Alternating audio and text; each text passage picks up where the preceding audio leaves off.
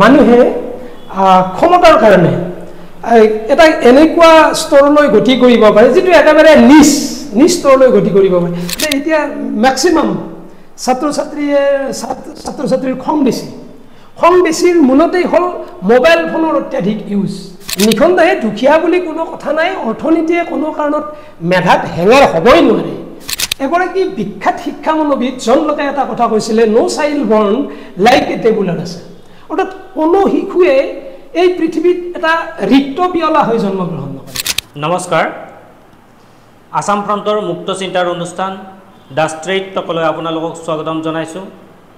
আজি আমাৰ মাজত উপস্থিত আছে আসুৰ কেন্দ্ৰীয় সাংগঠনিক সম্পাদক এগৰাকী সংগ্ৰামী নেতা তথা অনুপ্ৰেৰণামূলক বক্তব্যৰে বিভিন্ন সভা সমিতিত তেখেতে ৰাইজৰ মৰম বুটলিবলৈ সক্ষম হৈছে তেখেত হ'ল ৰিয়াজউদ্দিন আহমেদ তেখেতক অনুষ্ঠানৰ মাজলৈ স্বাগতম জনাইছোঁ আপোনাৰ পৰা আমি পোনে পোনে জানিব বিচাৰিম আসুৰ এক দীঘলীয়া সংগ্ৰাম 855 গৰাকীকৈ শ্বহীদ হৈছিল তাৰ পিছত অসম চুক্তি হৈছিল আৰু আজি কেইবা বহু বছৰৰ পিছত 2019 চনত কেন্দ্ৰীয় গৃহ মন্ত্ৰালয়ে অৱসৰপ্ৰাপ্ত ন্যায়াধীশ বিপ্লৱ শৰ্মাৰ নেতৃত্বত উচ্চস্তৰীয় কমিটি গঠন কৰি দিছিল ইতিমধ্যে এই কমিটিখনে তেওঁলোকৰ যি প্ৰতিবেদন এই প্ৰতিবেদন দাখিল কৰিছে আৰু সেই প্ৰতিবেদন ইতিমধ্যে ৰাজহুৱা হৈছে আৰু তাত যিসমূহ পৰামৰ্শ 67টাকৈ পৰামৰ্শ প্ৰদান কৰা হৈছে তাত যেহেতু আপোনালোকে 6 নম্বৰ দফাৰ কথা আছে 6 নম্বৰ দফাত যেহেতু ৰাজনৈতিক প্ৰশাসনিক বা সকলো ধৰণৰ অসমীয়া খিলঞ্জীয়া লোকৰ যি প্ৰভুত্ব এই প্ৰভুত্ব ৰক্ষাৰ কথা কোৱা হৈছে আপোনালোকে এই শেহতীয়াভাৱে ইতিমধ্যে চৰকাৰে বা মুখ্যমন্ত্ৰীয়ে আপোনালোকৰ লগত প্ৰথম লানি চাগে আলোচনাত মিলিত হৈছে আৰু আপোনালোকক নিশ্চয় সকলোবোৰ বিষয় বা কথা নিশ্চয় মুখ্যমন্ত্ৰীগৰাকী অৱগত কৰিছে শেহতীয়া যি ঘটনা প্ৰবাহ যে প্ৰতিবেদন বা মুখ্যমন্ত্ৰীৰ যি সদিচ্ছা তাৰ প্ৰতি লক্ষ্য ৰাখি আপোনালোকে এইবাৰ অন্তত এইটো ভাবেনে যে এইবাৰ 6 নম্বৰ দফা কাৰ্যকৰী হ'ব মই মোৰ মনৰ কথাখিনি কোৱাৰ প্ৰাক মুহূৰ্তত আসাম ফ্ৰণ্টৰ আপোনাৰ লগতে প্ৰতিগৰাকী কৰ্মকৰ্তাক আন্তৰিক ধন্যবাদ জ্ঞাপন কৰিছোঁ মোক মাতি আনি এনেকৈ মনৰ অনুভৱ ব্যক্ত কৰাৰ সুবিধা দিয়াৰ বাবে এটা কথা হ'ল অসম চুক্তি আমি জানো ঐতিহাসিক অসম আন্দোলনৰ এটা ফচল আৰু এই অসম চুক্তি ৰূপায়ণৰ ক্ষেত্ৰত বিগত সময়ছোৱাত বিভিন্ন চৰকাৰে কেনেধৰণে এক বিড়ম্বনাকৰ পৰিৱেশৰ সৃষ্টি কৰি আহিছিল এই কথাটো অসমৰ ৰাইজে জানে আৰু বিশেষকৈ আপুনি যিহেতু 6 নম্বৰ দফাটোৰ কথা কৈছে অসম চুক্তিৰ অন্যতম এটি দফা হৈছে অসম চুক্তিৰ আত্মা বুলি ক'ব অসম চুক্তিৰ যাক আমি আত্মা বুলি ক'ব পাৰোঁ 6 নম্বৰ দফা আৰু 6 নম্বৰ দফা সন্দৰ্ভত শেহতীয়াভাৱে মাননীয় অসমৰ মুখ্যমন্ত্ৰী ডাঙৰীয়াই সদৌ অসম ছাত্ৰ সন্থাৰ আমাৰ সন্মানীয় নেতৃবৰ্গৰ সৈতে যি আলোচনাত প্ৰথম লানি আলোচনাত মিলিত হৈছে বা 6 নম্বৰ দফাটোক সম্পূৰ্ণৰূপে ৰূপায়ণ বা কাৰ্যকৰী কৰাৰ কথা প্ৰকাশ কৰিছে সেই কথাক আমি আন্তৰিকতাৰে শলাগ লৈছোঁ আমি স্বাগতম জনাইছোঁ কথা হ'ল আপোনালোকে যেহেতু আলোচনাত মিলিত হৈছে মুখ্যমন্ত্ৰীগৰাকীৰ কথাৰ পৰা আপোনালোকে এইটো ইংগিত পাইছেনে যে এইবাৰ অসম চুক্তি কাৰ্যকৰীকৰণ হ'ব না আমি সদৌ অসম ছাত্ৰ সন্থাই সদায় এটা 6 নম্বৰ দফাৰ যিখিনি তাত ৰাজনৈতিক অধিকাৰৰ পৰা আদি কৰি প্ৰশাসনিক অধিকাৰ ক্ষমতাৰ অধিকাৰৰ কথা কোৱা হৈছে এই সমগ্ৰ ঘটনাখিনি বা এই সমগ্ৰ কথাখিনি এইবাৰ কাৰ্যকৰীকৰণ হোৱাৰ আপোনালোকে কিবা আশা দেখিছেনে নাই মাননীয় মুখ্যমন্ত্ৰী ডাঙৰীয়াই আমাৰ আসু নেতৃত্বৰ সৈতে যোৱা 25 ছেপ্টেম্বৰত আমাৰ যি এলানি বৈঠক অনুষ্ঠিত প্ৰথম লানি বৈঠক অনুষ্ঠিত হৈছিল সেই বৈঠকত ইতিমধ্যে অসম চুক্তি মানে 6 নম্বৰ দফাটো ৰূপায়ণ কৰাৰ বাবে কেন্দ্ৰীয় চৰকাৰে যি ন্যায়াধীশ বিপ্লৱ শৰ্মাৰ নেতৃত্বত এখন উচ্চস্তৰীয় সমিতি গঠন কৰি দিছিলে সেই সমিতিখনৰ যি পৰামৰ্শ সেই পৰামৰ্শৰ মূল 67টা পৰামৰ্শ সেই 67টা পৰামৰ্শৰ ওপৰত এই প্ৰথম লানি আলোচনাত বিশদভাৱে আলোচনা কৰা হৈছিলে আৰু সেই আলোচনাৰ অন্তত বা আলোচনাৰ মূল কথা আছিলে যে অসম চৰকাৰৰ এখতিয়াৰৰ অন্তৰ্ভুক্ত যিকেইটা বিষয় সেই বিষয়সমূহ সম্পূৰ্ণৰূপে অসম চৰকাৰে পালন কৰিম বুলি বা সেই বিষয়সমূহ পৰিপূৰ্ণতা দিম বুলি অসম চৰকাৰৰ সন্মানীয় মুখ্যমন্ত্ৰী ডাঙৰীয়া আৰু তাত বিভিন্ন কেবিনেট পৰ্যায়ৰ মন্ত্ৰী আছিলে অসমৰ সন্মানীয় মুখ্য সচিবগৰাকী আছিলে গতিকে প্ৰতিশ্ৰুতি দিছে এতিয়া ৬৭টা মূল বিষয়ৰ আমি জনাত যে ৩৯টা বিষয় ৰাজ্য চৰকাৰৰ এখতিয়াৰৰ অধীনত পৰে ১২টা বিষয় কেন্দ্ৰীয় চৰকাৰৰ মানে কেন্দ্ৰীয় আৰু ৰাজ্য চৰকাৰৰ অধীনৰ বিষয় আৰু ১৬টা বিষয় সম্পূৰ্ণৰূপে কেন্দ্ৰীয় চৰকাৰৰ অধীনস্থ বিষয় গতিকে প্ৰতিটো বিষয়ৰ ক্ষেত্ৰত বিশেষকৈ ৰাজ্য চৰকাৰৰ অধীনস্থ কৰ্তৃত্বশীল সেই ৩৯টা বিষয়ৰ ওপৰত সম্পূৰ্ণৰূপে সিদ্ধান্ত লোৱাৰ বাবে ৰুল ফ্ৰেম কৰাৰ কাৰণে মুখ্যমন্ত্ৰী ডাঙৰীয়াই সদিচ্ছা প্ৰকাশ কৰিছে তাৰ সমান্তৰালভাৱে যিসমূহ বিষয় কেন্দ্ৰীয় চৰকাৰ আৰু ৰাজ্য চৰকাৰৰ অধীনত থাকিব সেই বিষয়সমূহত ৰাজ্য চৰকাৰৰ অধীনত যিখিনি কথা থাকিব এইখিনি কথা মুখ্যমন্ত্ৰী ডাঙৰীয়াই সদিচ্ছা প্ৰকাশ কৰিছে এইখিনি বিষয় ৰূপায়ণ কৰাৰ ক্ষেত্ৰত আৰু কেন্দ্ৰীয় চৰকাৰক এই ক্ষেত্ৰত আশ্বস্ত কৰাৰ কাৰণে তেখেতে আমাক কথা দিছে আৰু তৃতীয় কথাটো হৈছে যে যিসমূহ বিষয় বা ১৬টা বিষয় আমাৰ কেন্দ্ৰীয় চৰকাৰৰ এখতিয়াৰধীন হৈছে যিসমূহ বিষয় হয়তো আমি কাৰ্যকৰী কৰিবলৈ যাওঁতে সংবিধান সংশোধনৰ দৰে গুৰুত্বপূৰ্ণ দিশসমূহ আমি চাব লাগিব এই বিষয়সমূহক কেন্দ্ৰীয় চৰকাৰক কনভিন্স কৰাৰ ক্ষেত্ৰত ৰাজ্য চৰকাৰে নিশ্চিতভাৱে প্ৰচেষ্টা অব্যাহত ৰাখিব বুলি কৈছে আৰু আমি সদৌখন ছাত্ৰ সন্থাও আমাৰ পৰা যি পৰিমাণে ইতিবাচক সমৰ্থন বিচাৰে ৬ নম্বৰ দফাটো কাৰ্যকৰীকৰণৰ ক্ষেত্ৰত আমি ইতিবাচক পৰামৰ্শ বা আমি সহযোগিতা আগবঢ়াই যাম মুখ্যমন্ত্ৰীয়ে কিন্তু এটা কথা কৈছে যে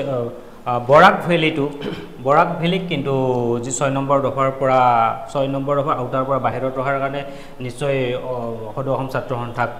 মুকলিভাৱেই তেখেতে অনুৰোধ জনাইছে কিন্তু হয় আমাৰ অসম চুক্তিৰ ৬ নম্বৰ দফাটোক যিহেতু আত্মা বুলি কোৱা হয় আৰু ৬ নম্বৰ দফাটো ৰূপায়ণ কৰিবলৈ যাওঁতে বৰাক ভেলী কেতিয়াও আচলতে বাদ পৰাৰ কথাটো নাহে মুখ্যমন্ত্ৰী ডাঙৰীয়াই এই বিষয়টো কৈছিল যদিও পৰৱৰ্তী সময়ত এই বৰাক ভেলী বিষয়টো মুখ্যমন্ত্ৰীয়ে আপোনালোকক এই বিষয়টো আউটাৰ পৰা বাহিৰত ৰখাৰ বাবে যি অনুৰোধ জনাইছে তাৰ পিছত নিশ্চিতভাৱে আপোনালোকৰ মজিয়াত এইটো আলোচনা হৈছে নিশ্চিতভাৱে আপোনালোকৰ স্থিতি কি সদৌ অসম ছাত্ৰ সন্থাৰ এই ক্ষেত্ৰত স্থিতি কি আমাৰ স্থিতি হৈছে বৰাক ব্ৰহ্মপুত্ৰ বা পাহাৰ ভৈয়াম অসমৰ সদিয়াৰ পৰা ধুবুৰীলৈকে বিভিন্ন জাতি জনগোষ্ঠীৰে ভৰপূৰ এইখন অসম এক বৈচিত্ৰ্যপূৰ্ণ অসম আৰু এই অসমৰ প্ৰতিটো জাতি জনগোষ্ঠী কাকো বাদ দি নহয় সম্পূৰ্ণৰূপে পাহাৰ ভৈয়াম বৰাক ব্ৰহ্মপুত্ৰ সকলো শ্ৰেণীৰ মানুহক বা বিভিন্ন জাতি জনগোষ্ঠীৰ মানুহক ৬ নম্বৰ অনুসূচীয়ে স্পৰ্শ কৰিব লাগিব আৰু আমি তেনেকুৱা চিন্তাৰে আমাৰ বিগত যোৱাকালি যিখন কাৰ্যনিৰ্বাহক সভাৰ প্ৰতিনিধি সভা হৈছিলে তাত আমি বিতংভাৱে আলোচনা কৰিছোঁ আৰু নিশ্চিতভাৱে বৰাক ভেলীৰ বিষয়টো অন্তৰ্ভুক্ত কৰা হ'ব বৰাক ভেলীক ৬ নম্বৰ মানে ৬ নম্বৰ দফাৰ ভিতৰত আউটাত ৰাখিব লাগিব আৰু দ্বিতীয় কথা হ'ল যি ভিত্তিবৰ্ষ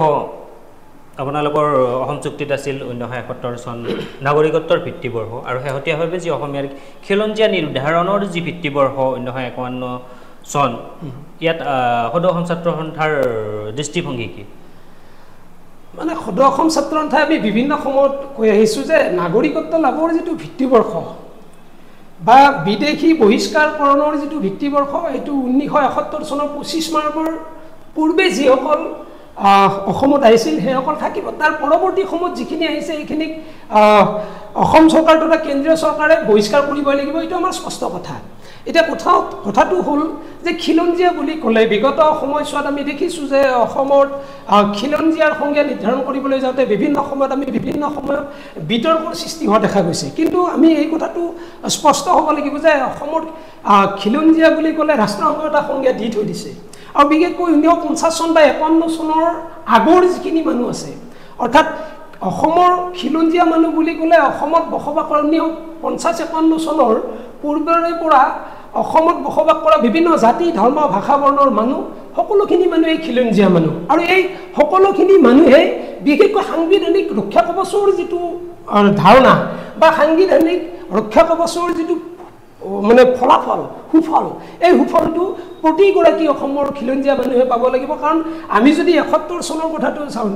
চাবলৈ যাওঁ যে নাগৰিকত্ব লাভৰ ভিত্তিবৰ্ষ বা এই ভিত্তিবৰ্ষটোৰ কথা যদি আমি চাবলৈ যাওঁ হয় ৭১ চনৰ ২৫ মাৰ্চৰ আগলৈকে যিখিনি মানুহ অসমত আহিছে বা ভাৰতবৰ্ষত আহিছে এই মানুহখিনিক আমি আছাম একৰ্ডৰ মানে ভিত্তিবৰ্ষ এটা হিচাপে আমি ভাৰতীয় হিচাপে বা অসমৰ মানুহ হিচাপে আমি মানি লৈছোঁ ভাৰতৰ নাগৰিক হিচাপে মানি লৈছোঁ কিন্তু তাৰ পৰৱৰ্তী সময়ত অৰ্থাৎ ১৯৫১ চনৰ পৰা ১৯৭১ চনলৈকে কিন্তু অসমত বিভিন্ন জাতি ধৰ্ম ভাষাৰ বৰ্ণৰ মানুহ ভাৰতবৰ্ষৰ বিভিন্ন প্ৰান্তৰ পৰা আহি কিন্তু অসমত পৰিছে নিঃসন্দেহে তেখেতসকলো অসমীয়া কিন্তু নাগৰিকসকল আমাৰ যিটো খিলঞ্জীয়া ৰক্ষা কৱচৰ যিটো ধাৰণা এই ৰক্ষা কৱচৰ ধাৰণাটো বা ৬ নম্বৰ দফাত কোনবিলাক কথা আছে অৰ্থনৈতিক বিষয়বিলাক আছে প্ৰশাসনিক ক্ষেত্ৰত আসন সংৰক্ষণৰ কথা কৈ আছে ৰাজনৈতিক ক্ষেত্ৰত বা প্ৰশাসনিক নিকায়বিলাকৰ স্থানীয় নিকায় বিধানসভা সাংসদ পাৰ্লিয়ামেণ্টৰ কথা বা ৰাজনৈতিক কথা এই আটাইবিলাক দেশৰ বা ভূমিৰ অধিকাৰ মানে অসমীয়াৰ খিলঞ্জীয়াৰ প্ৰভুত্ব ৰক্ষাৰ যিটো কথা সৰ্বকালৰ কাৰণে অসমৰ জনসাধাৰণৰ প্ৰভুত্ব ৰক্ষাৰ যিটো চিন্তা এই চিন্তাটোৱে এটা সাংবিধানিক সুৰক্ষা কৱচৰ লগত জড়িত এটা বিষয় আৰু এই বিষয়টোত কিন্তু সম্পূৰ্ণৰূপে আমাৰ খিলঞ্জীয়া মানুহখিনিয়ে পাবই লাগিব এইটো স্পষ্ট কথা আপুনি কিছু সময় পূৰ্বে ক'লে যে অসম চুক্তিত যি ১৯৭১ চন আছিল ঠিক আছে তাত জাতি ধৰ্ম বৰ্ণ নিৰ্বিশেষ ১৯৭১ চনৰ ২৫ মাৰ্চৰ পিছত অহা সকলোবোৰ বিদেশীক চিনাক্ত কৰি বহিষ্কাৰৰ কথা কোৱা হৈছিল কিন্তু কাৰ জৰিয়তে ২০১৪ চনলৈকে হিন্দু বাংলাদেশীক নাগৰিকত্ব দিয়া হ'ল এতিয়া মোৰ কথা প্ৰশ্নটো হ'ল যে কাৰ প্ৰযোজ্য কৰাৰ লগে লগে অসম চুক্তিত কৰবাক নচ্ছাত কৰা হৈছে নে নাই নিঃসন্দেহে আমি কাৰ বিষয়টো যদি আমি ক'বলৈ যাওঁ যে কা আন্দোলন ঐতিহাসিক কা আন্দোলন অসম আন্দোলনৰ পিছত যদি অসমত সদৌ অসম ছাত্ৰ সন্থাৰ নেতৃত্বত অসমৰ ৰাইজৰ অভিভাৱকত্বত যদি এটা আন্দোলন হৈছিলে সেইটো হৈছে কা আন্দোলন অসম আন্দোলনৰ পিছত আৰু এই কা আন্দোলনত আমি শ্বহীদৰ কথা জানো ৫গৰাকীকৈ আমাৰ শ্বহীদ হৈছিলে এতিয়া কথাটো হ'ল যে ২০১৪ চনলৈকে মানে কাৰ জৰিয়তে নাগৰিক অনাৰ যিটো চিন্তা এই চিন্তাটো সম্পূৰ্ণৰূপে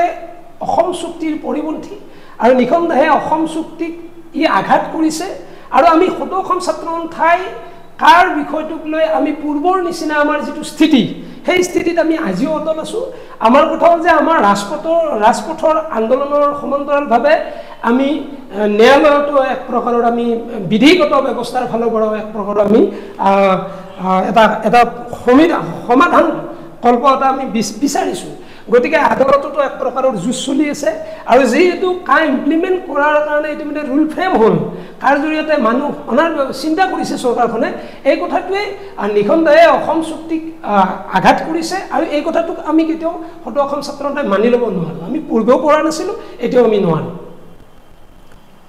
আন এটা প্ৰসংগলৈ আহিছোঁ আপুনি যিহেতু সদৌ অসম ছাত্ৰ সন্থাৰ কেন্দ্ৰীয় সাংগঠনিক সম্পাদক শেহতীয়াভাৱে যি সদ্য পদত্যাগী আছুৰ সাধাৰণ সম্পাদক শংকৰজ্যোতি বৰুৱাই এক অনাকাংক্ষিত ঘটনাৰ লগত জড়িত হৈ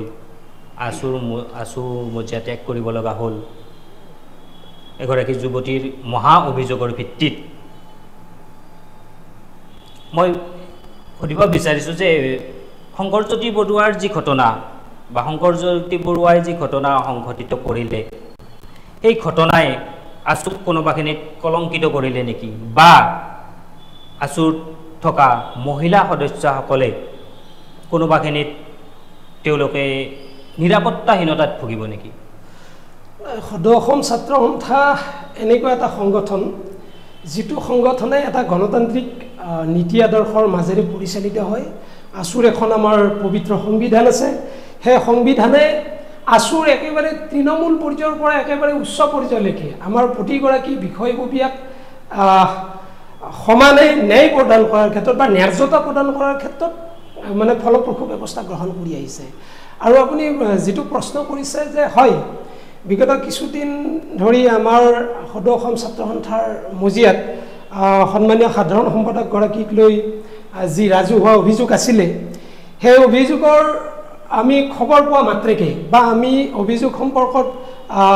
যেটা জ্ঞাত হওঁ তাৰ পৰৱৰ্তী সময়ৰ পৰা আমি আছুৰ যি গণতান্ত্ৰিক সংবিধান আছে সেই সংবিধান অনুযায়ী আমি যি ব্যৱস্থা গ্ৰহণ কৰিব লাগে সেই ব্যৱস্থা আমি গ্ৰহণ কৰিছোঁ। আৰু ইতিমধ্যে সন্মানীয় প্ৰাক্তন সাধাৰণ সম্পাদকগৰাকীয়ে তেখেতৰ ৰাজহুৱা অভিযোগ বা ছোৱালীগৰাকীয়ে অভিযোগ কৰাৰ পিছৰে পৰা তেখেতে আছু ত্যাগো কৰিছে। গতিকে এই ক্ষেত্ৰত আছুৰ যিটো সত্তা, এই সত্তাটোত কেতিয়াবা সমস্যা আহে, আহিলেও আছুৰ যিটো মূল পৰিকাঠাম বা যিটো সত্তা, এই সত্তাটো এটা প্ৰবাহমান গতিত চিৰকাললৈ বৈ থাকিব বুলি আমাৰ বিশ্বাসো আছে। সমস্যা আহে, প্ৰত্যাহ্বান আহে, আৰু নিশ্চিতভাৱে অসমৰ ৰাইজে বা আছু যে আপোচবিহীনভাৱে সেয়া বাহিৰৰ কোনোবা মানে ৰাজনৈতিক দল সংগঠনেই হওক বা ভিতৰৰ কোনোবা ক্ষেত্ৰতে যদি আমাৰ কোনো অসুবিধাৰ সন্মুখীন হয়, যি আমাৰ সংবিধানৰ অস্তিত্বৰ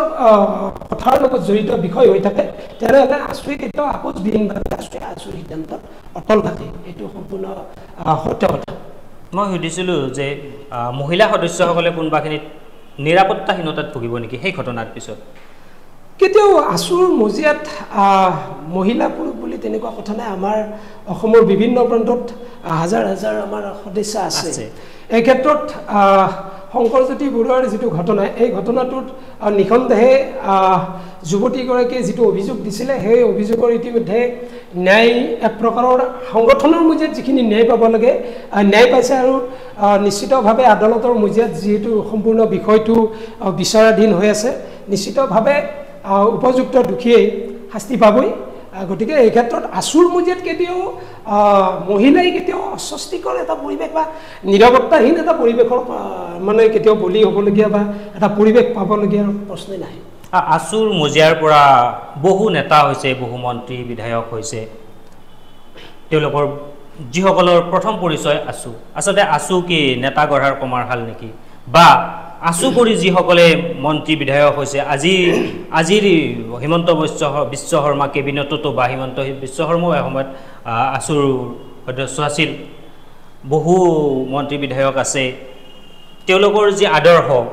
আৰু আছুত থকা সময়ত যি আদৰ্শ আছিল তাততো কিছু মিল থাকিব, দলগতভাৱে কিছু অমিল থাকিব, দলগতভাৱে বহুখিনি অমিল থাকিব। এটা অৰাজনৈতিক সংগঠন আছু, আনপিনে ৰাজনৈতিক সংগঠনত যেতিয়া যাব বা ৰাজনৈতিক সংগঠনত যোগদান কৰিব, সেই সংগঠনটোৰো নীতি আদৰ্শখিনিৰ লগত মিলি যাবলগীয়া হয়। কিন্তু কথাটো হ'ল যে আমি দেখিবলৈ পাওঁ যে নেতা বা মন্ত্ৰী হোৱাৰ লগে লগে আছুৰ সম্পূৰ্ণ বিপৰীত স্থিতিত মানে থাকে বা স্থিতিত অৱস্থান গ্ৰহণ কৰা দেখিবলৈ পাওঁ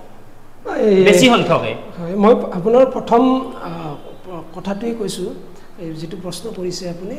যে আছু নেতা গঢ়াৰ এটা সংগঠন নেকি? দৰাচলতে আমাৰ সমস্যাটো আছে যে আমি নেতা বুলি ক'লে আমি এটা কেৱল মাত্ৰ এটা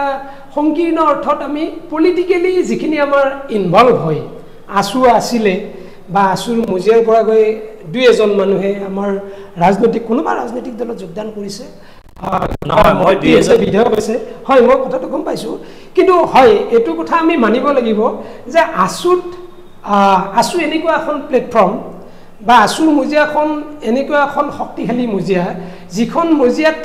দৰাচলতে সমাজখনক নেতৃত্ব দিব পৰা এটা কেপাচিটি বা এটা কেপেবিলিটি এটা আছু কৰা প্ৰতিগৰাকী আমাৰ সতীৰ্থ হৈ কঢ়িয়াই লৈ যাব পাৰে। গতিকে আপুনি কৈছে যে ৰাজনৈতিক নেতা হোৱাখিনিৰ কথা কৈছে, দৰাচলতে যদি আমি এটা সমীক্ষা কৰোঁ বা আমি এটা যদি পৰিসংখ্যাৰ ফালৰ পৰা যদি আমি লক্ষ্য কৰোঁ, তেন্তে আপুনি দেখিব যে আছুৰ মানে এক্টিভলি আছুত জড়িত মাত্ৰ 1 বা 2% মানুহেহে সক্ৰিয় ৰাজনীতিত অংশগ্ৰহণ কৰে। বাকী কিন্তু অসমৰ হাজাৰ হাজাৰ লাখ লাখ প্ৰাক্তন আছু নেতাই আজিও সমাজখনক কিবা নহয় কিবা এটা দিশত নেতৃত্ব দি আছে। এই কথাটো কিন্তু আমি স্বীকাৰ কৰিব লাগিব। বা আমাৰ আছুক একাংশ মানুহে এটা মানে সমালোচনাৰ নামত সমালোচনা কৰি এই কথাটো প্ৰায় সময়ত কয়, কিন্তু মই সেইসকল সমালোচকক এটা কথাই অনুৰোধ জনাব বিচাৰোঁ যে আছুৰ হাজাৰ হাজাৰ লাখ লাখ প্ৰাক্তন মানে কৰ্মীয়ে আজিও সমাজখনক কিন্তু বিভিন্ন ক্ষেত্ৰত নেতৃত্ব দি আছে। গতিকে সেই দিশৰ পৰা আছুক নেতা বনোৱাৰ যিটো কথা এটা ধাৰণা আছে, মই কিন্তু সেই ধাৰণাটোক অস্বীকাৰ নকৰোঁ। মই কেতিয়াও অস্বীকাৰ নকৰোঁ। কোনোবাই সমাজখনক নেতৃত্ব দিছে, কোনোবাই সাংস্কৃতিক ক্ষেত্ৰখনক নেতৃত্ব দিছে, কোনোবাই অৰ্থনৈতিক ক্ষেত্ৰখনক নেতৃত্ব দিছে, গতিকে বিভিন্ন ক্ষেত্ৰত নেতৃত্ব দিছে। কেৱল মাত্ৰ 1 অথবা 2% মানুহেহে সক্ৰিয় ৰাজনীতিত আচলতে যিখিনি কিন্তু ৰাজনীতিলৈ যায় সেইখিনি কিন্তু সাধাৰণ সদস্য বা সদস্য তেনেকুৱা ধৰণৰখিনি ৰাজনীতিলৈ গ'লেও বেছি চকুত নপৰে, কিন্তু যেতিয়া শীৰ্ষ নেতাসকলে যায় তেতিয়া কিন্তু চকুত পৰে। নিঃসন্দেহে শীৰ্ষ নেতাসকলে যেতিয়া ৰাজনীতি কৰিবলৈ যায়, ৰাজনীতি আৰু শীৰ্ষ নেতাসকলে কিন্তু বেছিভাগেই ৰাজনীতি কৰে। দৰাচলতে ৰাজনীতিটো এটা এনেকুৱা বস্তু যে ক্ষমতাৰ কথাটো আহে ৰাজনীতি বুলি, গতিকে ক্ষমতাৰ বাবে মানুহে সকলো কাম কৰিব পাৰে। এগৰাকী বিখ্যাত দাৰ্শনিক মেকিয়াভেলি এটা কথা কৈছিলে যে মানুহে ক্ষমতাৰ কাৰণে এটা এনেকুৱা স্তৰলৈ গতি কৰিব পাৰে যিটো একেবাৰে নিচ স্তৰলৈ গতি কৰিব পাৰে। গতিকে আচুৰ মজিয়াৰ পৰাও এনেকৈ উচ্চ পদবীত থাকি যিসকলে নীতি আদৰ্শৰ ভেটিৰেকে কিছুমান কাম কৰিছে বা আচুৰ মজিয়াত থাকোঁতে কৈছিলে এটা, ৰাজনৈতিক দলৰ বিভিন্ন হুইপৰ বশৱৰ্তী হৈ কৰিছে এটা বা নিজৰ ন্যস্ত স্বাৰ্থৰ কাৰণে স্বাৰ্থ সিদ্ধিৰ বাবে বিভিন্ন কামত জড়িত সেইসকল মানুহক সমাজখনে জানে, সমাজখনে চিনি পায় বা সেইসকলে ইতিমধ্যে সমালোচনাৰ পাত্ৰ হৈছে। আপোনাৰ ব্যক্তিগত জীৱনলৈ আহিছোঁ। আমি জানো যে আপুনি বহু সংগ্ৰামৰ মাজেৰে আজি আছুৰ এই কেন্দ্ৰীয় সাংগঠনিক সম্পাদকৰ দৰে এক গুৰু দায়িত্ব লাভ কৰিবলৈ সক্ষম হৈছে। আপোনাৰ শৈশৱ কৈশোৰ কিছু আমি জানো যে আপুনি বহু সংগ্ৰাম কৰি আপুনি ছাত্ৰ জীৱন কটাইছিলে। আপুনি কওকচোন আপোনাৰ ছাত্ৰ জীৱন শৈশৱ কৈশোৰ কেনেদৰে পাৰ হৈছিল? মোৰ শৈশৱ বুলি ক'লে মোৰ শৈশৱটো আচলতে যথেষ্ট বেদনা গধুৰ আছিলে। দেউতা খেতিয়ক আছিলে, আধি মাটিৰ খেতি কৰে, নিজৰ খেতি কৰিবলৈ বুলি তেনেকৈ মাটি নাই আমাৰ। আমি হয়তো এনেকৈ আমি দিন কটাইছোঁ যে কেতিয়াবা অনাহৰেও আছোঁ, কিন্তু এটা কথা আমি উপলব্ধি কৰিছিলোঁ যে আমাৰ দেউতাৰ এটা ধাৰণা আছিলে বা এটা কনচেপ্ট আছিলে যে দেউতা এতিয়া ঢুকাইছে বা মাও ঢুকাইছে, যে বিদ্যা ধন মহাধন, তেনেকুৱা এটা ধাৰণাৰে আমাক দেউতা আগবঢ়াই লৈ আহিছিল। দেউতাই এখন মানে হাতত মনা আৰু এখন হাতত সেই আধা দিস্তা বহীৰ পাত, তেনেকুৱা এটা পৰিৱেশৰ মাজেৰে আমাক পঢ়াইছিলে। গতিকে কষ্ট থাকিবই, ষ্টাডি এণ্ড ষ্ট্ৰাগল, এই ধাৰণাটোক আমি সৰুৰে পৰা আমাৰ হৃদয়ত স্থাপন কৰিছিলোঁ আৰু আমি সদায় ভাবিছিলোঁ যে অভাৱেই আৱিষ্কাৰৰ মূল, এই ধাৰণাটোৰ সৈতে আমি সংপৃক্ত হৈ চলাৰ প্ৰয়াস কৰিছিলোঁ। আৰু বিশেষকৈ আমাক মা দেউতাই, বিশেষকৈ আমি 4গৰাকী ভাই ভনী, মোৰ তলৰ এজন ভাইটি আছে, মোৰ দাদা আছে আৰু এজনী ভনী আছে, ভনীগৰাকীক বিয়া দিছোঁ বাৰু। আমি প্ৰতিগৰাকীয়ে আচলতে আমি প্ৰত্যেকেই এটা সময়ত প্ৰত্যেকৰে অভিভাৱক হ'বলগীয়া হৈছে, বা ছেল্ফ আপব্ৰিংগিং বুলি কোৱা যিটো কথা ধাৰণা, নিজেই নিজক কেনেকৈ এটা উপযুক্ত পৰিৱেশত এটা উপযুক্ত শিক্ষা লোৱাৰ এটা চিন্তা কৰিব পৰা, তেনেকুৱা এটা ষ্টাডি এণ্ড ষ্ট্ৰাগল এই ধৰণৰ এই মুহূৰ্তলৈকে আছে। আৰু প্ৰাথমিক শিক্ষা মই আমাৰ বৰাজল অঞ্চলৰ হাবলাখা বুলি এখন গাঁও আছে, তাত মই লৈছিলোঁ। তাৰ পৰৱৰ্তী সময়ত হাইস্কুলীয়া শিক্ষা মই বৰাজল উচ্চতৰ মাধ্যমিক বিদ্যালয়ত, হায়াৰ ছেকেণ্ডেৰী মই পশ্চিম মনবাগ উচ্চতৰ মাধ্যমিক বিদ্যালয়ত পঢ়িছিলোঁ, খাটিকুছিত আছিলে এইখন। তাৰ পৰৱৰ্তী সময়ত মই ৰঙিয়া মহাবিদ্যালয়ত ৰাজনীতি বিজ্ঞান বিভাগৰ স্নাতক হ'লোঁ। তেনেকৈ পৰ্যায়ক্ৰমে গুৱাহাটী বিশ্ববিদ্যালয়ৰ পৰা মই ৰাজনীতি বিজ্ঞান বিভাগৰ স্নাতকোত্তৰ, আৰু একাধিক্ৰমে ৰঙিয়া BEd কলেজৰ পৰা মই বেচেলাৰ অফ এডুকেশ্যন BEd ডিগ্ৰীও মই গ্ৰহণ কৰিলোঁ। আৰু পৰৱৰ্তী সময়ত LLB LLM এনেকুৱা কথাখিনি থাকিল। মই এতিয়াও LLMটো কৰি আছোঁ। এটা কথা হ'ল এই গোটেইখিনি মোৰ ব্যক্তিগত জীৱনটোত যথেষ্ট প্ৰত্যাহ্বান আছে। দেউতাক প্ৰথমে হেৰুৱালোঁ, ভনী আমি তাৰ পৰৱৰ্তী সময়ত মাক হেৰুৱালোঁ। মাক হেৰুৱাৰ পিছত আমাৰ যিটো ঘৰ, মাক হেৰুৱালোঁ আমি 2020 চনত। তেতিয়া ভণ্টি, দেউতাক কিমান চনত হেৰুৱাইছিল? দেউতাক 2012 চনত। তেতিয়া আপুনি কোন ক্লাছত আছিল? তেতিয়া মই 2012 চনত মই মাষ্টাৰ ডিগ্ৰী কৰি আছিলোঁ। হয়, গতিকে এটা প্ৰত্যাহ্বানপূৰ্ণ, আপুনি নিজে পঢ়াৰ খৰচ উলিয়াব লগা হৈছিল? এইটো মই ক'বলৈ কেতিয়াও লাজ নকৰোঁ, কাৰণ ষ্টাডি আৰু ষ্ট্ৰাগলটো সমান্তৰালভাৱে নিব পৰাটো এটা ডাঙৰ কথা আৰু এটা ডাঙৰ কৃতিত্ব বুলি ভাবোঁ। আৰু এই কথাবিলাকে আমি আমাৰ বিভিন্ন সভা সমিতিয়ে, মই বিশেষকৈ ছাত্ৰ সমাজক এই কথাটো কওঁ, আমি অভাৱটো আচলতে মোৰ দাদাই মোক সদায় প্ৰেৰণাৰ এটা সম্বল হিচাপে মোৰ মূল উৎস আছিলে মোৰ দাদা, মোৰ জ্যেষ্ঠ দাদা। দাদাই মোক সদায় কৈছিলে যে অভাৱে কেতিয়াও মেধা শক্তিৰ বাধা হ'ব নোৱাৰে, মেধা শক্তিত অভাৱে কেতিয়াও বাধা দিব নোৱাৰে। মেধা যদি থাকে সেই মেধা যিকোনো দিশেৰে হওক উদ্বাহিত হ'ব, আত্মপ্ৰকাশ ঘটিবই তাৰ। হয়তো কেতিয়াবা সি ইতিবাচক দিশেৰে হ'ব, কেতিয়াবা নেতিবাচক দিশেৰে হ'ব। মোৰ কথাটো এনেকুৱা হৈছে যে মই মোৰ বিদ্যায়তনিক ক্ষেত্ৰখনত মই যুঁজি গৈছিলোঁ অকলে, আৰু বিশেষকৈ যেতিয়া দেউতা ঢুকাল, দেউতাই যথেষ্ট কষ্ট কৰিছিলে, আধি মাটিৰ খেতি কৰে, গাই গৰুৰে হাল বায়। গাই গৰুৰে হাল বোৱাৰ কাৰণ এটা আছিলে যে গাই গৰুৰ গাখীৰ পালে সেই গাখীৰ বিক্ৰী কৰি তাৰে হয়তো কেতিয়াবা বহীৰ পাত কিনিব, কিতাপ কিনিব, ৰিফিল কিনিব, কলম কিনা নাছিলে সেই সময়ত। এইবিলাক আৰু বহুত কথা, এইবিলাক ব্যক্তিগত জীৱনৰ কথা। যা হওক, দাদাই মোক কিন্তু যথেষ্ট গাইড কৰিছিলে, যাৰ বিনিময়ত আজিলৈকে আজি আহি এইখিনি পৰ্যায় পাইছোঁ। বা দেউতা আৰু মা সেই সময়ত আনুষ্ঠানিক শিক্ষাৰ কোনো দুৱাৰ তুলি নগচকা মোৰ দেউতা মাই যে বিদ্যা ধন মহাধন, এই মহামন্ত্ৰটো আমাৰ সন্মুখত সদায় বাৰে বাৰে আমাক কৈ যিটো প্ৰেৰণা দিছিলে, সেই প্ৰেৰণাটোৰ কিন্তু গুৰুত্বটোক আমি নাজানো সেই সময়ত আমি কিদৰে উপলব্ধি কৰিছিলোঁ। কিন্তু আমি চাৰিওগৰাকী ভাই ভনীয়ে অন্ততঃ সেই কথাটোক উপলব্ধি কৰি আজিৰ এই অৱস্থাখিনি চাগে আমি পাইছোঁ। ছাত্ৰ সন্থাৰ মজিয়াৰে আন এটা প্ৰশ্নলৈ মই আহিছোঁ। আপোনালোকে বিভিন্ন সময়ত বিভিন্ন প্ৰতিবাদ কৰিছে, শেহতীয়াভাৱে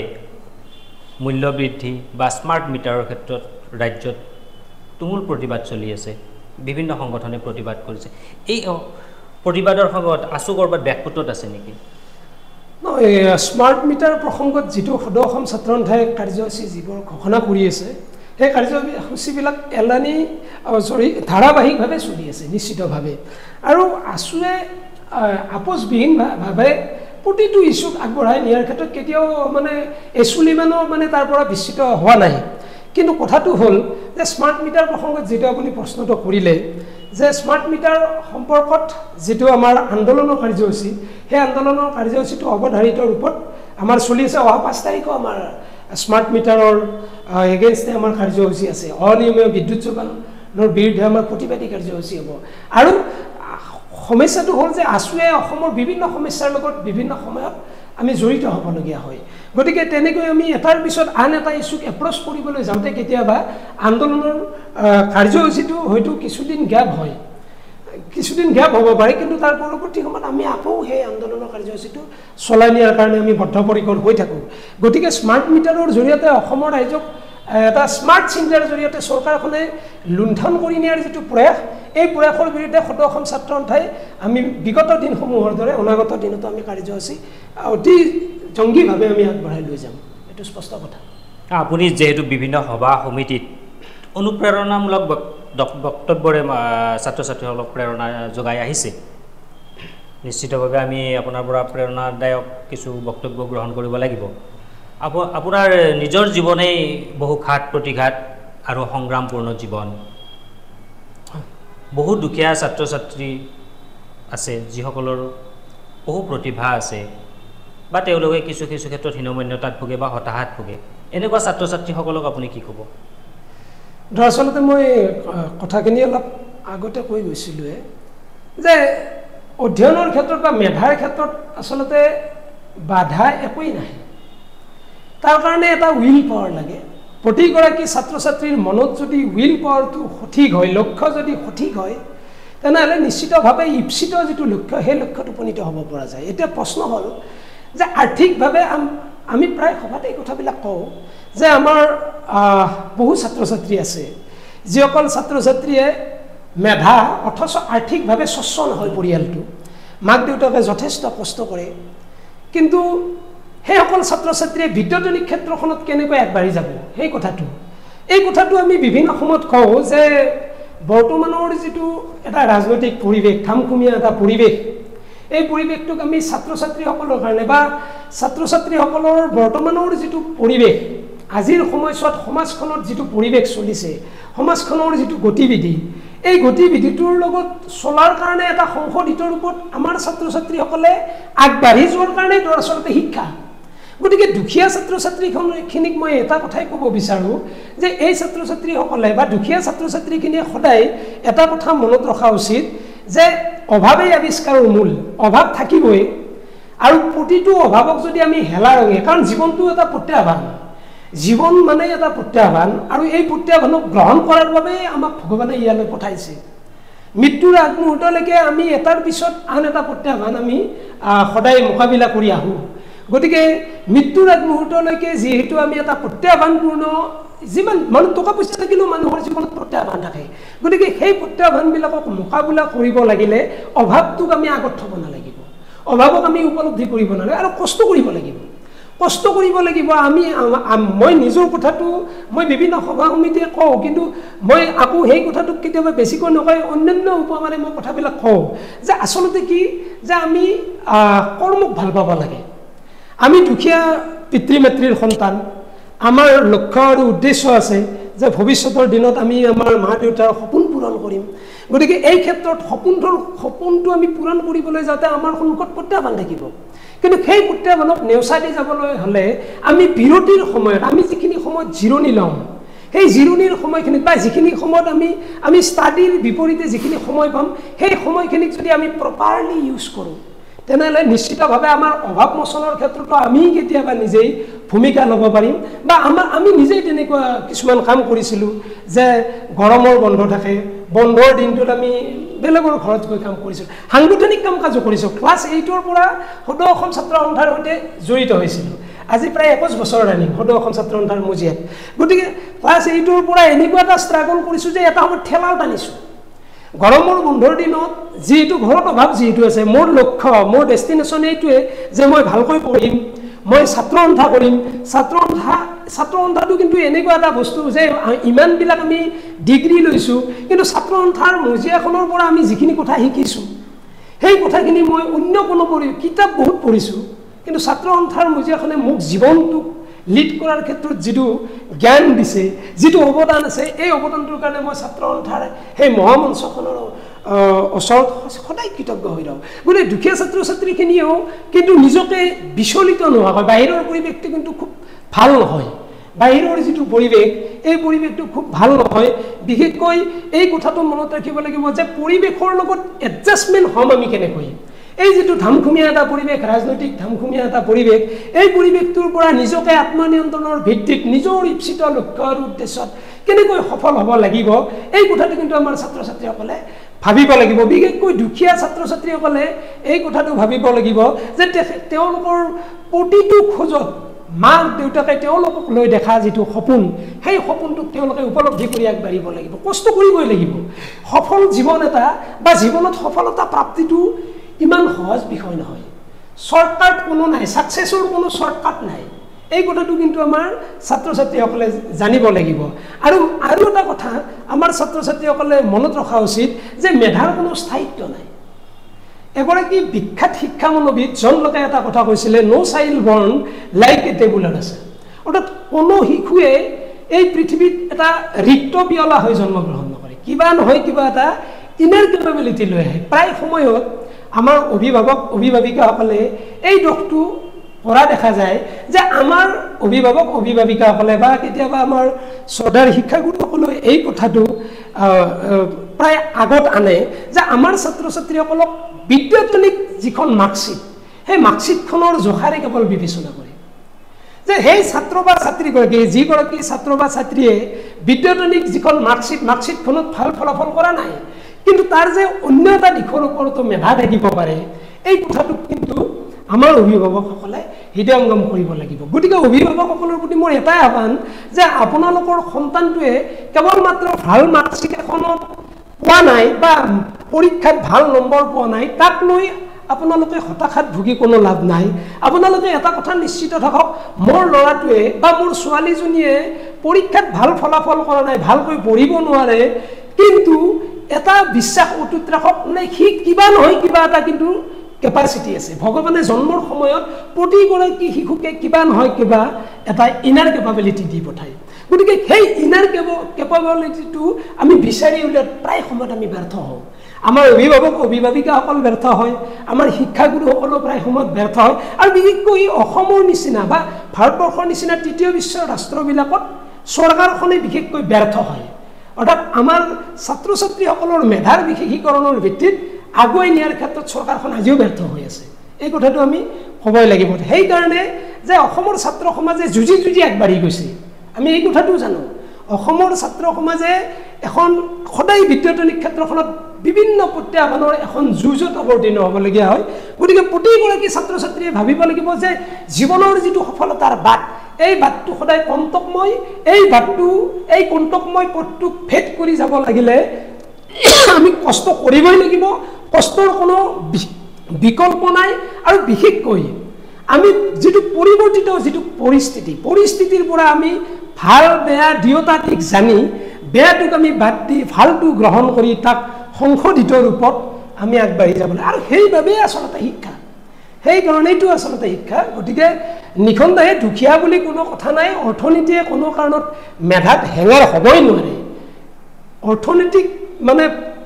প্ৰতিকূল পৰিৱেশ থাকিব পাৰে, কিন্তু অৰ্থনীতিয়ে আমাৰ মেধাক কেতিয়াও বাধা দিব নোৱাৰে। এটা ভাল বীজ আমি যদি এটা ভাল বীজক এটা উপযুক্ত স্থানত মানে বীজটো ৰোপণ কৰি তাৰ ওপৰত যদি এটা শিলো জাপি থৈ দিওঁ, এটা শিল যদি তাৰ ওপৰত জাপি দিওঁ, সেই বীজটো কিন্তু গজালি মেলি শিলটো সি ভেদ কৰি আহিব নোৱাৰিলেও সি তলেৰে গৈ হ'লেও এটা সময়ত সি নিজৰ ডেষ্টিনেশ্যনটো লোৱাৰ কাৰণে মানে সম্ভৱ হয়, তাৰমানে সি সমৰ্থ হয়। অৰ্থাৎ যদি আমাৰ মেধাটো থাকে বা মেধাটোৰ মই কৈছোঁ মেধাৰ কোনো স্থায়িত্ব নাই, তাৰ কাৰণে আমাক অধ্যাৱসায় লাগিব, কঠোৰ অনুশীলন লাগিব, গতিকে কঠোৰ সাধনা লাগিব। কাৰণ কঠোৰ সাধনা কঠোৰ অনুশীলন অবিহনে কিন্তু আমি এই যে মেধাৰ স্থায়িত্ব নাই, মেধাৰ ক'ত স্থায়িত্ব আছে এই কথাটো জানিব লাগিব। ইউনিভাৰ্চিটিতো ল'ৰা ছোৱালী ফেইল কৰে, গুৱাহাটী বিশ্ববিদ্যালয়তো বহু ল'ৰা ছোৱালী ফেইল কৰিছে, দিল্লী ইউনিভাৰ্চিটিতো বহু ল'ৰা ছোৱালী ফেইল কৰিছে। সেইবিলাক ল'ৰা ছোৱালীকতো আমাৰ সমাজখনে মেধা বুলি ইতিমধ্যে চাৰ্টিফাই কৰি থৈছে, কিন্তু কিয় ফেইল কৰিছে? ফেইল কৰিছে এইটোৱে প্ৰমাণ কৰে যে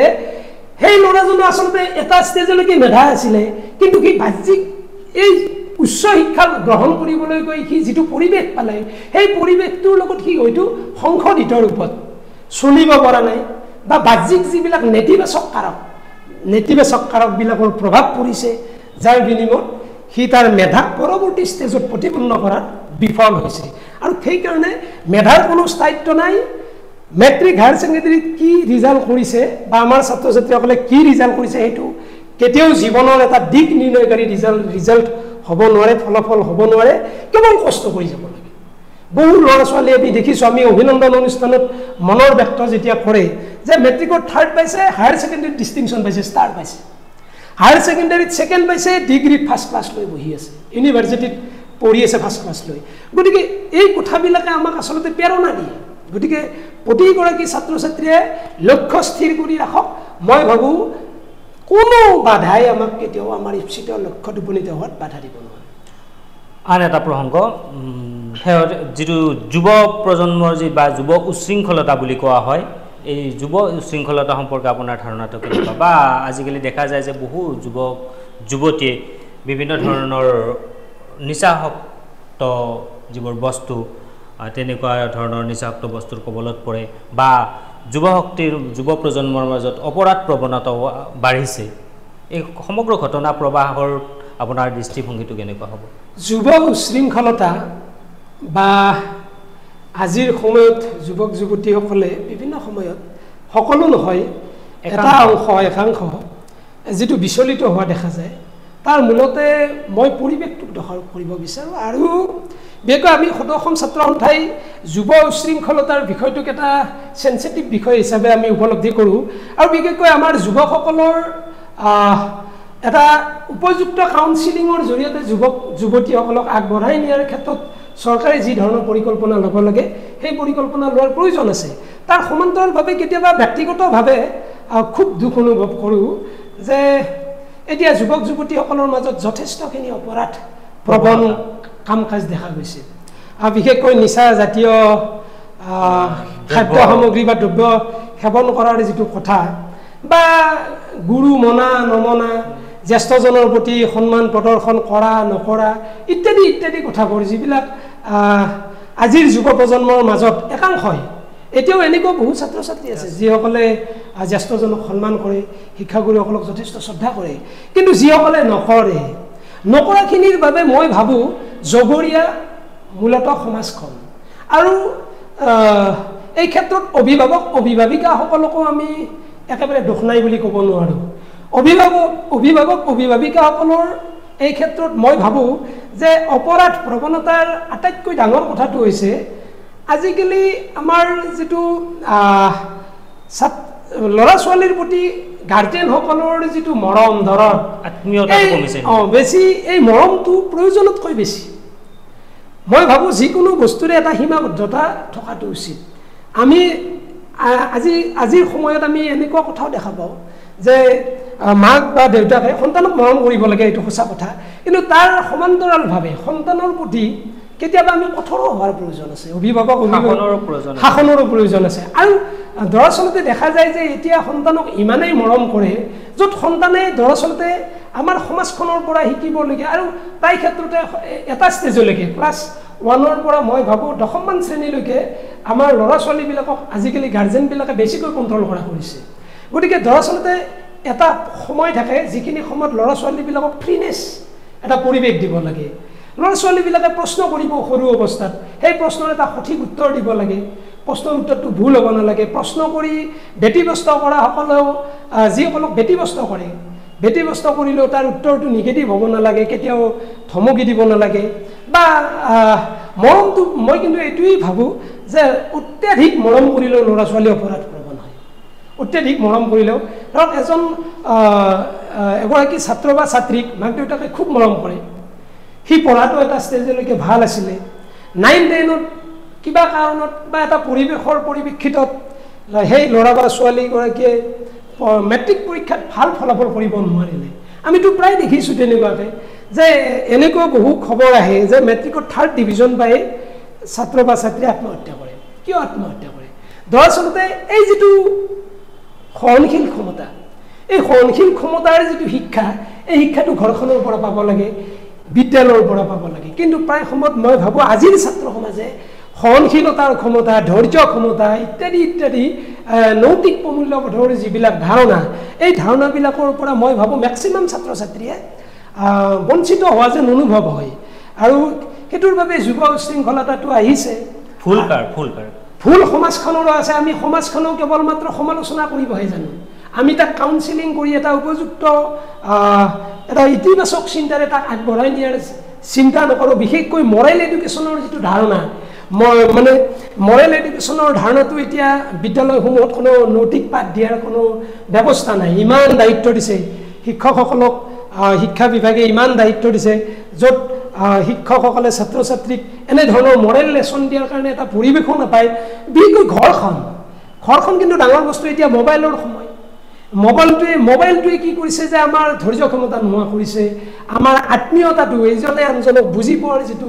ধাৰণা, ইজনে আনজনৰ প্ৰতি থকা যিটো আৱেগ, ভালপোৱা, মৰম, এইবিলাক উপলব্ধি যিটো অন্তৰ উপলব্ধি, অন্তৰ আত্মাৰ যিটো উপলব্ধি, এই উপলব্ধিবিলাকে মানে ক্ৰমশ এটা যান্ত্ৰিক পৰিৱেশৰ মাজলৈ গতি কৰিছে, যাৰ বিনিময়ত এতিয়া যিয়ে যেনেকৈ পায় তেনেধৰণৰ এটা বিহেভ মেইনটেইন কৰা পৰিলক্ষিত হৈছে। বিশেষকৈ খং ৰাগ এইবিলাক আজিকালি আপুনি লক্ষ্য কৰিব যে এতিয়া মেক্সিমাম ছাত্ৰ ছাত্ৰীৰ খং বেছিৰ মূলতেই হ'ল মোবাইল ফোনৰ অত্যাধিক ইউজ। যিসকল ছাত্ৰ ছাত্ৰীয়ে মোবাইল ফোনটোক সাংঘাতিক ধৰণে ব্যৱহাৰ কৰে তেওঁলোকৰ নিউৰনবিলাক ক্ষয় যায়। আমাৰ যিটো চিন্তা কৰাৰ যিবিলাক ক্ষমতা, এই ক্ষমতাবিলাক নোহোৱা হয়। বা মোবাইলবিলাকত কি, আৰু মোবাইলটো এটা কিন্তু সাংঘাতিক বস্তু। এতিয়া বেছিভাগ সময়ত মাক দেউতাকবিলাকে ল'ৰা ছোৱালীবিলাকক মেট্ৰিক হায়াৰ ছেকেণ্ডেৰীৰ সময়ত এটা কণ্ডিশ্যন দিয়ে, পৰীক্ষাত যদি ভাল ফলাফল কৰা তেনেহ'লে মোবাইল অথবা এখন বাইক দিব। এইটো দৰাচলতে এটা সাংঘাতিক ভুল ধাৰণা। আজিৰ পৰা আজি এসপ্তাহমান হোৱা নাই, এগৰাকী ছোৱালীয়ে এখন স্কুটিৰে টিউশ্যনত গৈ থাকোঁতে দুৰ্ঘটনাত পতিত হৈ মৃত্যুবৰণ কৰিছে। এতিয়া ছোৱালীগৰাকীৰ বয়স 15 কি 16 বছৰ। সেই 15-16 বছৰীয়া ছোৱালীগৰাকীক স্কুটিখন যিগৰাকী গাৰ্জেনে কিনি দিছে, সেই গাৰ্জেন গৰাকীৰ এটা নিজকেতো দুখী অনুভৱ কৰি আছে আজিৰ এই পৰিৱেশত। যদি স্কুটিখন নিদিলেহেঁতেন কিজানিবা সেই দুৰ্ঘটনাটো সংঘটিত নহ'লেহেঁতেন মোবাইল ফোনটো দিছে মোবাইল ফোনত মই ভাবোঁ বিশেষকৈ কৈশোৰৰ দুৱাৰদলিত যিখিনি জাতক জাতিকা বা ছাত্ৰ ছাত্ৰীয়ে ভৰি দিছে এই ছাত্ৰ ছাত্ৰীখিনিয়ে যদি মোবাইল ফোনটো বেছিকৈ ব্যৱহাৰ কৰে মোবাইল ফোনৰ ইতিবাচক পৰিণামতকৈ নেতিবাচক দিশবিলাক তেওঁলোকে বেছিকৈ চায় গতিকে এইটোৱে যথেষ্ট ক্ষতি কৰে মোবাইল ফোনৰ ভাল দিশো আছে বেয়া দিশো আছে কিন্তু এই সময়ত যিহেতু মনটো দৌৰি ফুৰা এটা বয়স এইখিনি সময়ত মই অনুৰোধ জনাম যাতে অভিভাৱক অভিভাৱকীসকলে বিশেষকৈ কৈশোৰ কালৰ সময়ছোৱাত নিজৰ ল'ৰা ছোৱালীখিনিক মোবাইল ফোন আৰু বাইকৰ পৰা গাড়ীৰ পৰা দুচকীয়া বাহনৰ পৰা যাতে আঁতৰত ৰখাৰ কাৰণে চেষ্টা কৰে পৰীক্ষাৰ ফলাফল ভাল হ'লে বাইক আৰু মোবাইল দিয়াৰ প্ৰতিশ্ৰুতিৰ বিপৰীতে এখন ভাল কিতাপ বা বাহিৰা কিতাপ ভালকৈ কিনি দিম বুলি বা অন্যান্য বাহিৰত ফুৰাবলৈ নিম বুলিও এটা প্ৰতিশ্ৰুতি দিব পাৰে তেনেধৰণৰ প্ৰতিশ্ৰুতি দিলেও মই ভাবোঁ ল'ৰা ছোৱালীবিলাকে এটা সঠিক পথৰ সন্ধান পাব আমাৰ সময় শেষ হৈ আহিছে আমি অনুষ্ঠানৰ পৰা বিদায় মাগিম তাৰ পূৰ্বে মই আন এটা প্ৰসংগ উত্থাপন কৰিব বিচাৰিছোঁ যে সাম্প্ৰতিক যি ৰাজনৈতিক পৰিস্থিতি এই সাম্প্ৰতিক পৰিস্থিতিত যুৱ প্ৰজন্মই কিন্তু ৰাজনৈতিক ক্ষেত্ৰৰ পৰা যুৱ প্ৰজন্মৰ বহু মেধাসম্পন্ন যুৱক যুৱতী ৰাজনৈতিক ক্ষেত্ৰৰ পৰা আঁতৰি থকা পৰিলক্ষিত হয় আচলতে এই ঘটনাটো কিয় হৈছে বা ৰাজনীতিৰ প্ৰতি যুৱ শক্তিৰ অনীহা আহিছে নেকি দৰাচলতে ৰাজনীতি বুলি ক'লে এটা খুব জটিল ধাৰণা মই ৰাজনীতি ভাল নাপাওঁ বুলি কোৱাটো এটা ৰাজনীতি গতিকে আমি এনেকুৱা এটা পৰিৱেশত আছোঁ যিটো কথা মহাত্মা গান্ধীয়েও কৈছিলে নেলছন মেণ্ডেলাও কৈছিলে যে ৰাজনীতিয়ে আমাক এডাল সৰ্পকুণ্ডলীৰ নিচিনাকৈ মানুহক এটা মানে পকাই ৰাখে আমাক আৱৰি ৰাখে গতিকে আমি কেতিয়াও ৰাজনীতিৰ পৰা মুক্ত হ'ব নোৱাৰোঁ এটা ৰাজনৈতিক দৰ্শন এটা ৰাজনৈতিক ধাৰণা থাকিবই এতিয়া প্ৰশ্ন হ'ল যে আজিৰ সময়ত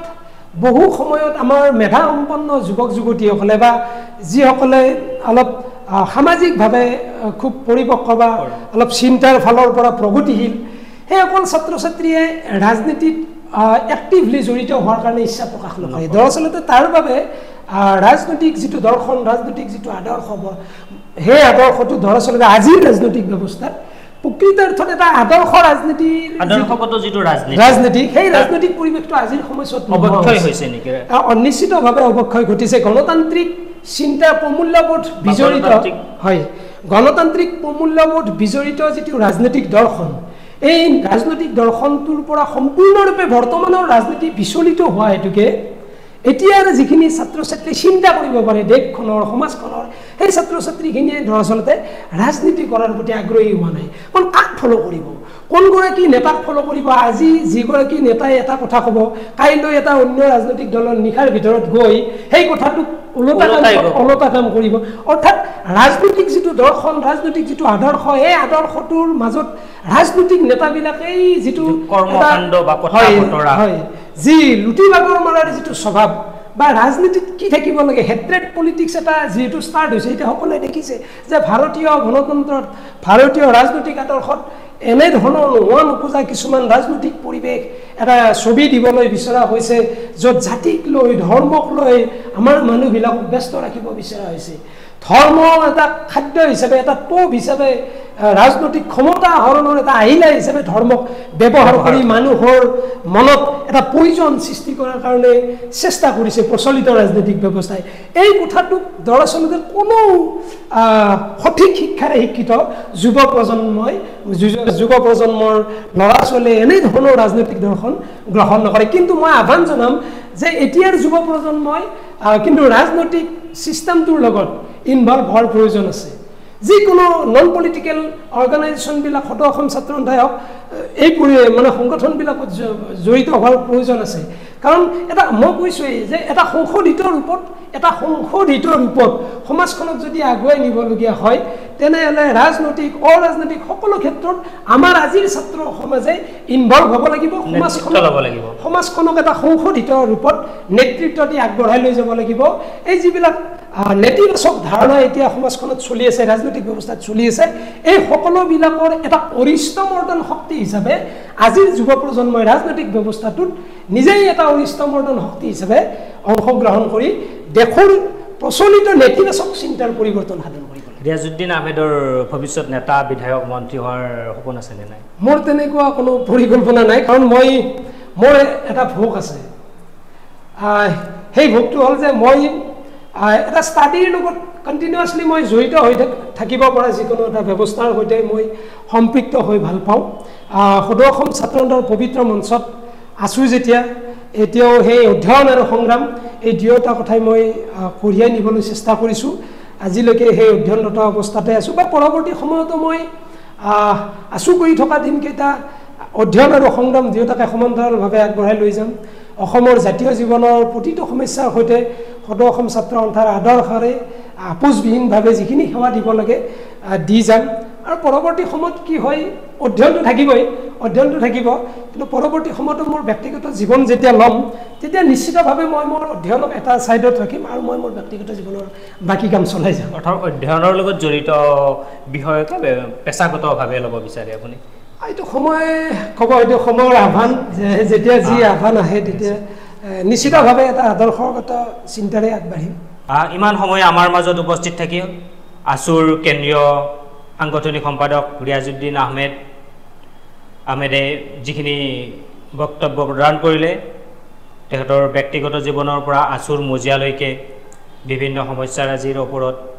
বা ছাত্ৰ ছাত্ৰীৰ ভৱিষ্যত তথা বহু অনুপ্ৰেৰণামূলক বক্তব্য প্ৰদান কৰিলে তেখেতক আমাৰ তৰফৰ পৰা আন্তৰিক ধন্যবাদ জ্ঞাপন কৰিছোঁ তেখেতৰ যি আপোচহীন কণ্ঠ বা সংগ্ৰামী যাত্ৰা এই যাত্ৰা অব্যাহত থাকক জাতি দেশ তথা সমাজৰ হকে মাত পাতি যাওক সদায় আমিও কামনা কৰিলোঁ তেখেতৰ সুস্বাস্থ্য দীৰ্ঘায়ু কামনা কৰিছোঁ আৰু অনুষ্ঠানৰ পৰা বিদায় লৈছোঁ ধন্যবাদ হয় ময়ো আপোনালোকক আটাইকে আছাম ফ্ৰণ্টৰ প্ৰতিটো পৰিয়ালক